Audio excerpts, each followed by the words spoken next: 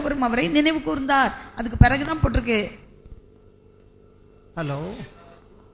She first believed that she is pregnant. முதல்ல அவங்க நம்பினாங்க, நான் பிரெக்னெண்டா இருக்கேன் நம்பினாங்க. Through the hands of God. கடவுளின் கரத்திலிருந்து நான் பெற்றுக்கொண்டேன் என்று நம்பினாங்க. அந்த கடவுளின் மனிதரிடம் இருந்து பெற்றுக்கொண்டேன், அவர் வார்த்தையிலிருந்து பெற்றுக்கொண்டேன் நம்பினாங்க. And after that she had relationship with the husband. அதுக்கு பிறகு அவங்க கணவரோடு அவர்கள் உறவு கொண்டார்கள். What did we learn? Ephesians 3:20. எபேசியர் 3:20 நம்ம என்ன வாசிச்சோம்? According to your thinking, நாம் வேண்டுவதற்கும் according to your imagination, நினைப்பதற்கும் according to your asking, நம்ம வேண்டுவதற்கும் நினைப்பதற்கும் மேலாக அனைத்தையும் செய்ய வல்லவரான கடவுளுக்கு. hallelujah, hallelujah, hallelujah, hallelujah. So first you must think. முதல்ல யோசிக்கணும், நினைக்கணும். Both of you should hold hands. நீங்க ரெண்டு பேரும் கரங்களை பிடிக்கணும். And start. Hey, Jesus became a curse for us. பாரு, ஆண்டவர் இயேசு நமக்காக சாபமானார். So every curse from our life has been destroyed. நம்ம வாழ்க்கையில் உள்ள எல்லா சாபமும் அழித்து போட்டு விட்டார். Talk to each other. ரெண்டு பேரும் நீங்க அப்படி பேசணும். And now we are under Abraham's blessing. நம்ம இப்ப ஆபிரகாமுடைய ஆசீர்வாதம் எல்லாத்துக்கும் உரிமையா நம்ம இருக்கோம். Because it's a partnership. இது ரெண்டு பேரும் சேர்ந்து பங்காளி. You both have to agree. நீங்க ரெண்டு பேரும் சம்மதிக்கணும். Jesus said, ஆண்டவர் இயேசு சொன்னார், where 2 or 3 agree anything on earth, 2 அல்லது 3 பேர் எதை குறித்தாவது மனமொத்து இருந்தால், it shall be done by my heavenly Father. என்னுடைய விண்ணக தந்தை அதை உங்களுக்கு தருவார். Do you all have an altar at home? நீங்க ஆல்டர்ல போய் முழங்கால் போட்டு ஆல்டர்ல முழங்கால் போட்டுருக்கீங்களா? பலிபீடத்துல Do you have altar? பலிபீடம் இருக்குதா? From today your bed should be altar. உங்களுடைய பெட் தான் உங்களுடைய ஆல்டர், பலிபீடம். When you go to sleep, நீங்க தூங்க போகும்போது hold your spouse hand. உங்க கணவரோட மனைவியுடைய கையை பிடிச்சுக்கணும். All those scriptures which we will be giving you some scriptures. நாங்க இன்னும் கூட கொஞ்சம் இறை வசனங்கள் தருவோம். Say those scriptures. அதை நீங்க சொல்லணும். You are drawing the water from the well. நீங்க கிணத்துல இருந்து அப்ப தண்ணி எடுக்கிறீங்க. And once you make your bed, நீங்க உங்க பெட்ட your altar, உங்க பலிபீடமா நினைக்கணும். your prayers are very powerful. உங்களுடைய ஜெபம் ரொம்ப வல்லமை உள்ளது. Why do you think the devil is all the time disturbing marriages? எதனால இந்த சாத்தான் திருமண வாழ்க்கையில எப்பவும் தொந்தரவு கொடுக்கான்னு தெரியுமா? The Bible says, பைபிள் சொல்லுது, when a man and woman are united, ஒரு ஆணும் பெண்ணும் ஒற்றுமையாக சேர்ந்து இருக்கும்போது, and they say prayers together, அவங்க ரெண்டு பேரும் சேர்ந்து ஆண்டவரிடத்துல ஜெபிக்கும் போது, the prayers are very powerful. அந்த ஜெபம் ரொம்ப வல்லமையானது. But when there is a disturbance in the relationship, அவங்க ரெண்டு பேரோட உறவுல கொஞ்சம் the word of God says, சொன்னா இறைவார்த்தை சொல்லுது, the prayers are hindered. அந்த ஜெபத்துக்கு தடை வந்துருது. When there is disturbance in the relationship with the parents, உறவுல சிக்கல் இருக்குன்னு சொன்னா, the devil is able to steal their children, their finances, their peace, their marriage, so many things. அவங்க வாழ்க்கையில் இருக்கக்கூடிய குழந்தைகளையும் சமாதானத்தையும் பணத்தையும் தொழிலையும் உடல் நலத்தையும் எல்லாத்தையும் திருடிட்டு போயிடுவான் திருடன் சாத்தான். So make your bed your altar. அதனால உங்க பெட்ட உங்க பலிபீடமா நீங்க நினைக்கணும். Let praise be offered, sacrifice of praise, thanksgiving, your petitions, the promises of God be spoken from the bed. உங்க பெட்ல இருந்து நீங்க ஆண்டவருக்கு செலுத்தக்கூடிய நன்றி பலி, காணிக்கை பலி, புகழ்ச்சி பலி, உங்களுடைய மண்டாட்டு விண்ணப்பம் எல்லாம் சேர்ந்து உங்க பெட்ல இருந்து நீங்க கடவுளுக்கு கொடுக்கணும். Between the 18 and the 19 verse you see, 18-19 இந்த ரெண்டு வசனத்துக்கு இடையில பாருங்க, what the man of God had told, அந்த கடவுளின் மனிதர் எதை சொன்னாரோ Hannah remembered it. அதை அன்னா நினைவு கூர்ந்தார். And she kept on thanking and worshiping God. அவள் தொடர்ந்து ஆண்டவரை அவள் புகழ்ந்து கொண்டிருந்தாள். So all along the way from the house of God to her house, ஆண்டவருடைய ஆலயத்திலிருந்து தன்னுடைய வீட்டை அடைகின்ற வரைக்குமாக she kept on saying to herself, அன்னா அவளுக்குள் இவ்வாறு சொல்லிக்கொண்டே இருந்தாள், thank you God for answering my prayer. ஆண்டவரே என்னுடைய விண்ணப்பத்திற்கு நீர் பதில் கொடுத்ததுக்காக நன்றி நன்றி அப்படி சொல்லி, thank you God you have blessed my womb. என்னுடைய கருப்பையை நீர் ஆசீர்வதித்ததுக்காக நன்றி. So the woman prepared her womb for the husband to bless a womb. அந்த அண்ணா தன்னுடைய கருப்பையை தன் கணவன் ஆசீர்வதிக்கும்படியாக அவள் தயாரித்து வைத்திருந்தாள். It was a change of a thinking. அவளுடைய சிந்தனையிலே உள்ள மாற்றம். For so many years no children. நிறைய வருடங்களுக்கு குழந்தை இல்லை. But now when she got the promise, இப்போ ஆண்டவருடைய வாக்குறுதி கிடைத்ததும் she stuck to the promise.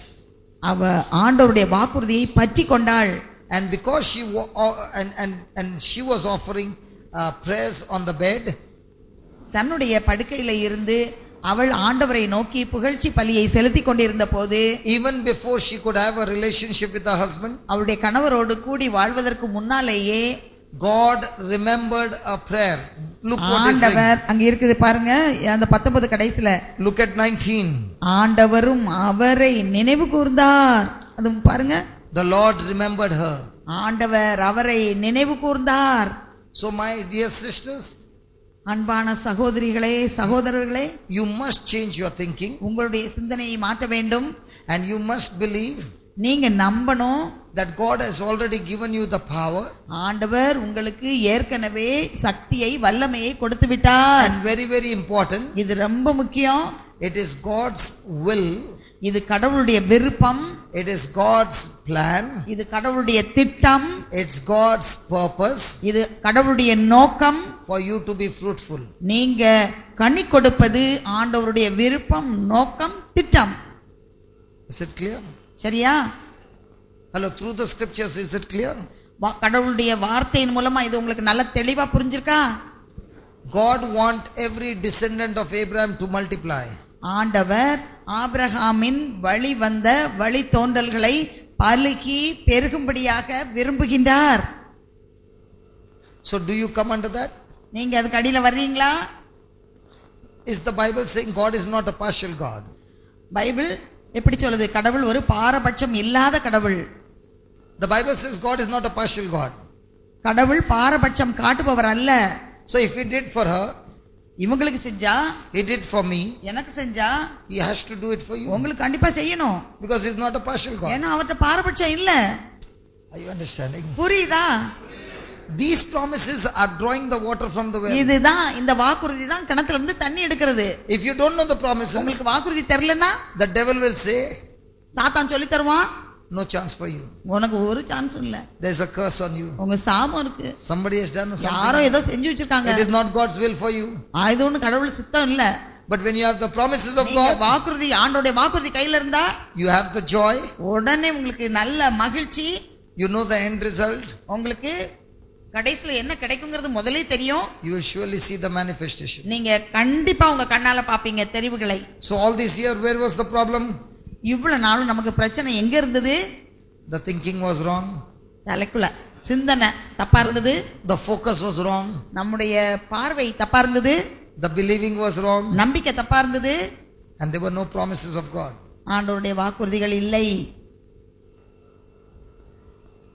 Are you happy? இப்ப சந்தோஷமா இருக்கா? Have you begin to see this thing? And today I believe we are going to give them the prayer in Tamil, printed and given afternoon. So we one of our brothers are still preparing the scriptures and all this thing and giving you the prayer so that you memorize it, speak it, memorize it, speak it, memorize it, speak it. And God showed so many healings here. Why? To make you understand the truth.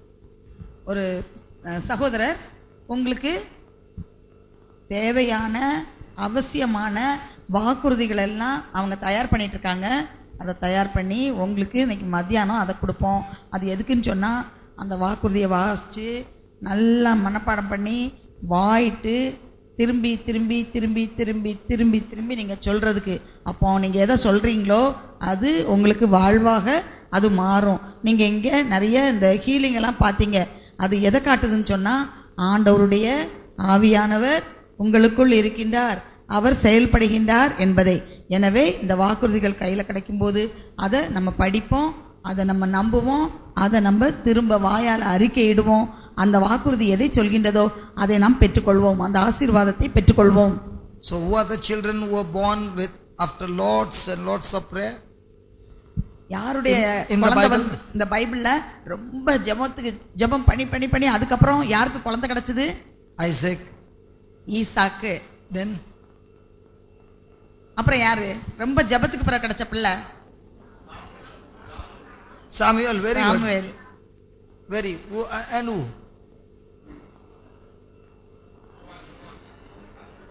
John the Baptist. Very good. Very திருமுழுக்கு good. யோவான். Who else? Jacob and Esau, twins. Jacob. யாக்கோபு, ஏசா. Then Joseph and Benjamin. யோசேப்பும் பெஞ்சமினும். Then good. Samson. Samson. Come on. So your children are also going to be not ordinary but anointed children of God. உங்களுடைய குழந்தைகள் எல்லாம் இப்படி ஆசீர்வதிக்கப்பட்ட அபிஷேகம் பண்ணப்பட்ட குழந்தைகளாக இருப்பார்கள். Are you understanding? புரியுதா? So if the devil is giving some things, you take this example and say, these were the children whose names are written in the Bible. My children's name also will be written somewhere who has done a great and mighty work in the kingdom of God. சாத்தா வந்து உங்களுக்கு வேற சிந்தனையை கொடுத்தா நீங்க சொல்லணும், பைபிள்ல எப்படி ஜெபத்தின் வழியாக பிறந்த பிள்ளைகள் அதுபோல் எனக்கும் குழந்தைகள் பிறப்பார்கள், அந்த குழந்தைகளும் இறையரசில் மிக பெரியவர்களாக ஆண்டவருக்காக பெரிய காரியங்களை செய்பவர்களாக இருப்பார்கள். I tell this sister, நான் இந்த சகோதரத்தை சொல்லுவேன், we are preaching now. நம்ம இப்போ வந்து இப்படி சொல்லி கொடுத்துட்டு இருக்கோம். The camera is recording. இந்த கேமரால அது எல்லாம் ரெக்கார்ட் ஆயிட்டு இருக்கு. We are all here. நம்ம எல்லாரும் இங்க இருக்கோம். DVDs are made. டிவிடி எல்லாம் செஞ்சிட்டு இருக்கோம். Thousands and thousands of DVDs are made. ஆயிரக்கணக்கான டிவிடி எல்லாம் அப்படி செய்துட்டு இருக்கோம். Distributed everywhere. எல்லா பக்கம் போற இடத்துக்காக கொடுத்துட்டே இருக்கோம்.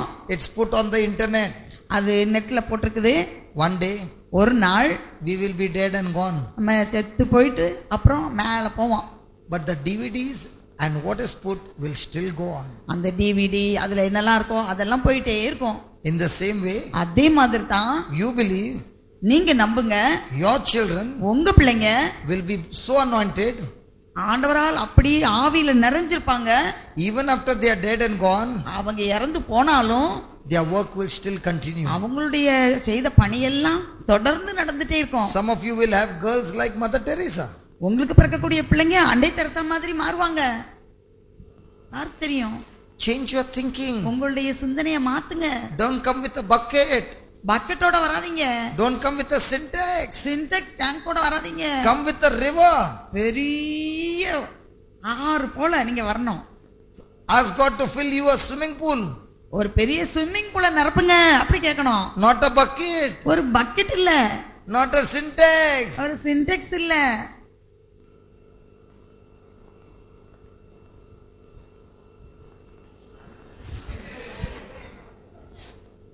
What will you think, bucket? பக்கெட்டை யோசிச்சுட்டு இருக்கீங்க இப்போமோ? Start thinking from now on. இப்போ இருந்து யோசிக்க ஆரம்பிங்க. Don't think my child will be a doctor, my child will be an engineer. எப்பவும் என் First thing. என்னுடைய குழந்தை டாக்டர், என்னுடைய குழந்தை என்ஜினியர் அப்படி மட்டும் நினைக்காதீங்க. My child is anointed and in fellowship with God. என்னுடைய குழந்தை ஆவியில நிறைஞ்சு ஆண்டவரோட எப்போவும் பணி செய்யக்கூடிய இணைந்த பிள்ளையாக இருக்கும் என்று. Now even if he is a doctor, ஒரு டாக்டரா இருந்தாலும் so many people will be blessed. நிறைய பேர் ஆசீர்வதிக்க முடியும். But he is not with God. கடவுளோட இணைஞ்சிருக்கலன்னு சொன்னா All patient cut. எல்லா பேஷண்டையும் பணத்துக்கு. Hello. Sorry? சரியா? So start imagining, okay? இப்பவே கற்பனை பண்ண ஆரம்பிங்க. So God bless you. ஆண்டவர் உங்களை ஆசீர்வதிக்கட்டும். Father, we thank you, we praise you. அப்பா பிதாவே, நாங்கள் உமக்கு நன்றி செலுத்துகிறோம், உம்மை போற்றுகின்றோம். There is so much of fun, there is so much of joy, there is so much of peace in your fellowship. உம்மோடு நாங்கள் கொண்டிருக்கின்ற உறவிலே எவ்வளவு மகிழ்ச்சி, எவ்வளவு ஆனந்தம், எவ்வளவு அற்புதம் நடக்கின்றது. Thank you for making this class so very interesting and revealing your truths to us. ஆண்டவரே, இந்த வகுப்பை மிகவும் எங்களுக்கு உற்சாகமாக கவனிக்கவும் எங்களுக்கு உண்மைகளை புரிந்து கொள்ளவும் நீர் கற்றுக் கொடுத்தீர். Thank you for showing us your glory, your power. ஆண்டவரே, உமது மகிமையும் மாட்சியும் எங்களுக்கு இந்த நாளிலே வல்லமையும் காட்டினீர். Thank you for healing and blessing your people. உம்முடைய மக்களை நீர் குணத்தை கொடுத்து அவர்களை ஆசீர்வதித்ததற்காக நன்றி. Thank you for our precious Hindu brother who said that he experienced the fire for the first time in his life come upon him when he believed your promise. ஆண்டவரே, இந்த அருமையான இந்து சகோதரர் உம்மிடத்திலே ஜெபித்த போது நீர் எவ்வளவு பெரிய வல்லமை உள்ளவர் என்பதை அவர் கண்ணால் காணும்படியாக அவரை ஒளியால் நிரப்பினீர். அதை அவர் அனுபவித்ததற்காக நாங்கள் உமக்கு நன்றி செலுத்துகிறோம். Thank you for teaching us, O Lord, that those who believe in you, you have installed a well of everlasting life water in each one of us. ஆண்டவரே, நீர் இவ்வாறு எங்களுக்கு கற்றுக் கொடுத்தீர்.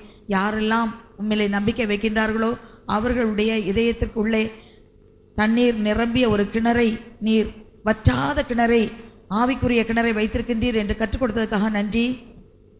Thank you, Lord, for the knowledge of your word produces joy, and through this joy we are able to draw the water from the well. ஆண்டவரே, உம்முடைய வார்த்தைகள் எங்களுக்கு அறிவை கொடுக்கின்றது. அந்த அறிவின் மூலமாக நாங்கள் அகமகிழ்வோடு இந்த கிணற்றிலிருந்து தண்ணீரை நாங்கள் எடுத்து முகந்து கொள்கின்றோம் என்று நீர் எங்களுக்கு கற்றுக் கொடுத்தீரே, உமக்கு நன்றி. Thank you, Lord, for the anointing that has come, that has removed the burden, destroyed the yoke of the devil, and recreated the tissues, the organs, and all those parts of the body that are needed to change to fulfill your promise. ஆண்டவரே, சாத்தானுடைய நுகத்தடியை இன்று நீர் அழித்து விட்டீர். அழித்து அவர்களுடைய உடம்பில் உள்ள ஒவ்வொரு திசுவும் ஒவ்வொரு உறுப்பும் பணி செய்வதற்கு, ஒழுங்காக வேலை செய்வதற்கு தேவையான புதிய மாற்றத்தை நீர் கொடுத்து ஆசீர்வதித்ததற்காக, ஒவ்வொருடைய உறுப்பையும் நீர் இன்று ஆசீர்வதித்ததற்காக உமக்கு நன்றி. Thank you, Lord, the curse of infertility has been destroyed and your blessings of fertility has come upon this wonderful couples. ஆண்டவரே, சாபத்தினால் ஏற்பட்ட கருத்தரிக்க இயலாத அந்த நிலை இந்த நாளிலே மாற்றப்பட்டு அழிக்கப்பட்டு இவர்கள் ஒவ்வொருவரும் கருத்தரித்து குழந்தையை பெற்றுக்கொள்வார்கள் என்ற அந்த ஆசீர்வாதத்தால் இவர்களை நீர் நிரப்பினீரே. அதற்காக இங்கு வந்திருக்கின்ற ஒவ்வொரு தம்பதியரும் அத்தகைய ஆசீர்வாதத்தால் இன்று நிறைக்கப்பட்டதற்காக உமக்கு நன்றி. Thank you, Lord, like Hannah, each one have believed that you have answered their prayer, their womb is blessed.